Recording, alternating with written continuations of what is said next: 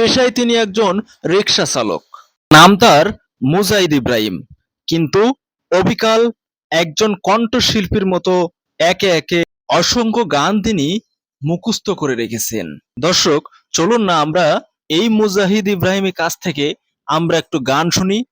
শহর শহর দেশের শহর, প্রাণের শহর, ঢাকার শহর, আজব শহর। ঢাকায় নাকি টাকা ওরে, আইসা দেখি পকেট মারে, এমন শহর আর কোথাও আছে নাকি ভাই? থাকলে সবাই কমেন্ট বক্সে কমেন্ট করে যায়। শহর শহর দেশের শহর, প্রাণের শহর। শহর শহর দেশের শহর, আজব শহর, প্রাণের শহর, ঢাকার শহর। এই শহরের মানুষগুলা বড়ই কষ্টে থাকে, রাস্তাঘাটে গাড়ির জন্য দাঁড়াই তারা থাকে। হায় হায় অফিস টাইম, গাড়ি কোথায় পাই? বাধ্য হয়ে এখন আমি উল্টা পথেই যাই। শহর শহর দেশের শহর, প্রাণের শহর, আজব শহর, ঢাকার শহর।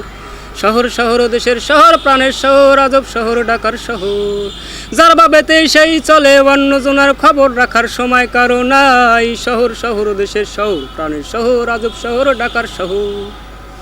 এই শহরের মানুষগুলা যার ভাবেতে সে, অন্যজনে আছে নাকি না খেয়ে, খবর রাখার সময় কারো নাই রে এখন ভাই। শহর শহর দেশের শহর, প্রাণের শহর।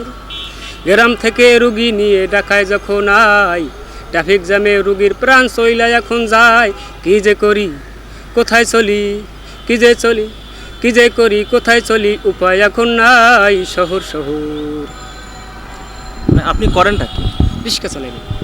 এই গানগুলো শিখলেন কিভাবে? এমনি এমনি গান শিখে, মানে একটা জিনিস সুর দিয়ে বললে তো গান হয়ে যায়। কোনো প্রতিষ্ঠান থেকে শিখছেন কি? একদমই না। এমন কত ধরনের গান আপনি পারেন? বহুতই পারি। নিজের লেখাও গান আছে অনেকগুলো। যদি একটা নিজের লেখা গান শোনাতেন। বাংলাদেশ আমার বাংলাদেশ, তোমার বাংলাদেশ খোদার দান। ধন্য ধন্য আমি সবার চাইতে দামি বাংলা মায়ের সন্তান।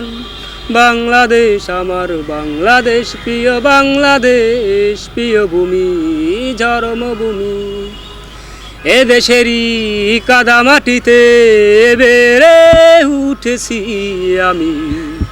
কিছু শকুন দুর্নীতিবাস দেশটাকে আজ করলো নাস্ত নাবর। রুখে দাঁড়াও গর্জে ওঠো, রুখে দাঁড়াও গর্জে ওঠো, ৭১-এর সেই সাথী। বাংলাদেশ প্রিয় দেশ, প্রিয় ভূমি, বাংলাদেশ সময়ের সেনাপতি হয়েছে, শ্রেষ্ঠ জাতি করেছে এই দেশ স্বাধীন। বাংলাদেশ প্রিয় দেশ, বাংলাদেশ। কিছু শকুন দুর্নীতিবাস দেশটাকে আজ করলো নাস্ত নাবো। রুখে দাঁড়াও গর্জে ওঠো, ৭১-এর সেই সাথী। বাংলাদেশ প্রিয় দেশ, প্রিয় ভূমি, জন্মভূমি।